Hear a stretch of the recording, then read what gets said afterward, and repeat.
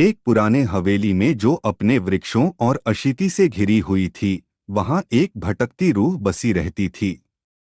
लोगों की कहानियों में यही कहा जाता था कि रूह एक बीते दुखद समय की कहानी लेकर आई थी। एक दिन शहर से आई एक विद्यार्थिनी अनन्या, जो अपने रिसर्च प्रोजेक्ट के लिए ऐतिहासिक स्थलों की खोज में थी। हवेली का वातावरण उसे रोमांचित करता था, लेकिन वह भटकती रूह के बारे में सुनकर थोड़ी उत्सुक भी हो गई। अनन्या ने रूह से मिलने का निश्चित किया, लेकिन उसे भटकती रूह ने एक दिव्य रहस्य से घेरा हुआ दिखाई दी। रूह की कहानी विद्यार्थिनी के दिल को छू गई, क्योंकि यह सच्ची प्रेम की कहानी थी। कई सदियों पहले रूह एक युवक औरत थी जिसका नाम सावित्री था।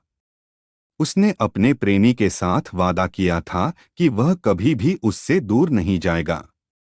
लेकिन उसकी यात्रा में एक अनचाहा हादसा हो गया और वह मृत्यु की ओर बढ़ गई। मृत्यु के बाद सावित्री की आत्मा ने प्रेमी के साथ अपनी प्रतिज्ञा को पूरा करने का निर्णय किया और उसकी रूह भटकने लगी।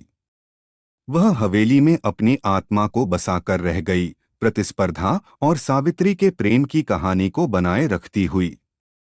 अनन्या ने रूह से वार्ता की और उसका साथ दिया। उसकी भूतिया कहानी सुनते हुए वह समझी कि प्रेम का अर्थ सिर्फ दीवारों के पार भी हो सकता है।